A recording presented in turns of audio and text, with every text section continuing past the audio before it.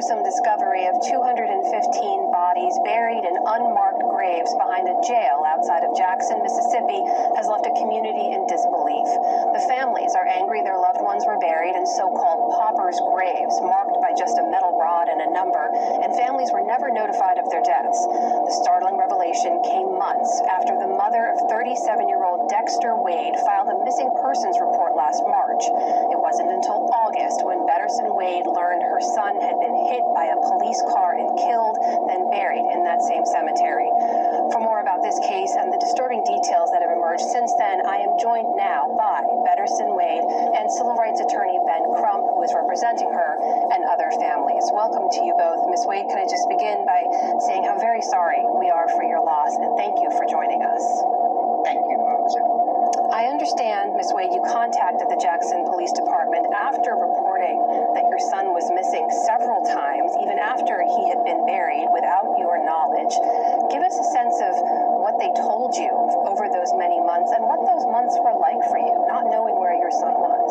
Well, it was devastating to me because I didn't know where you were, and then I was calling them.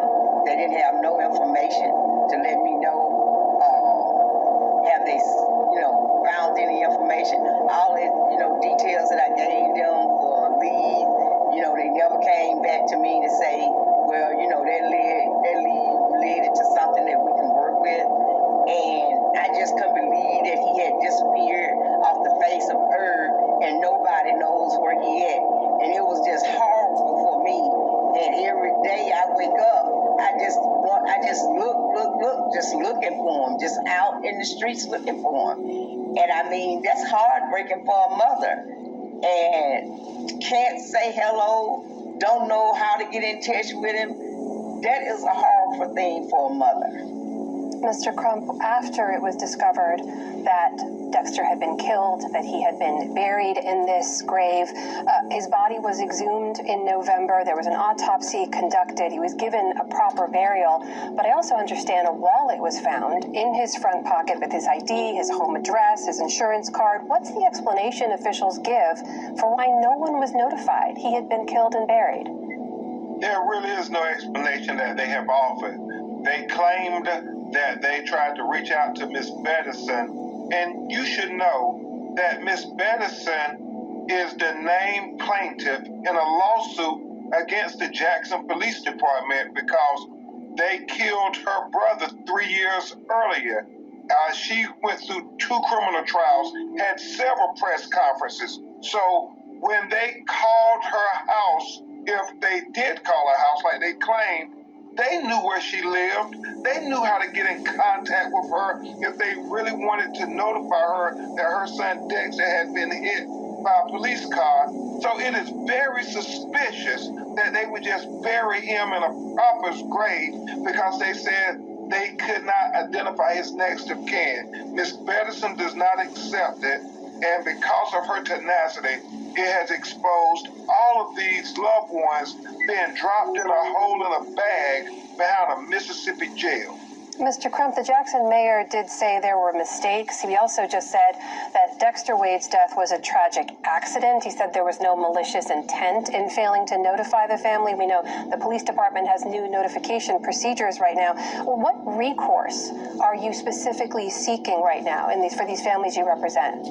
We're seeking to have the Federal Department of Justice come in and do an investigation to make sure that each and every one of these citizens, disproportionately black citizens whose lives matter, will be identified, their families notified, and them given a proper funeral.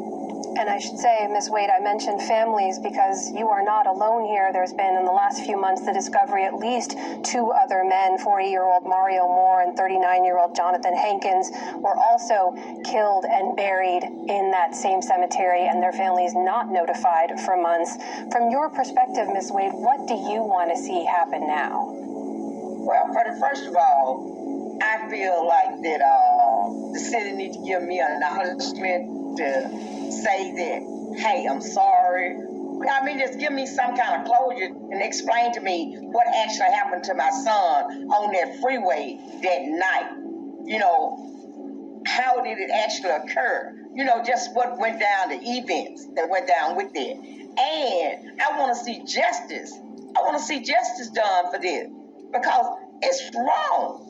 It's wrong to take somebody's child and bury them in a field and I didn't even get a last chance to say anything to my child, or either I didn't even get a last chance to just say, baby, I love you. Just to look down on them and say, baby, I love you.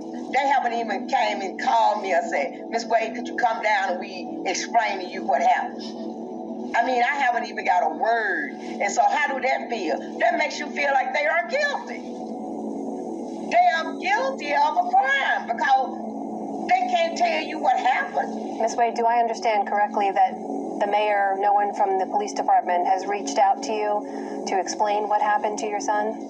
No one have reached out to me to say, explain it, to explain what happened to my son. But I did at least have city supervisors, the board supervisors to say, that they hated what happened to me.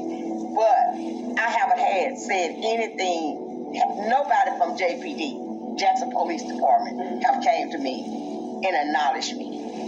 Mr. Crump, the story gets even more disturbing with this discovery of 215 bodies in that cemetery. What do we know about those bodies?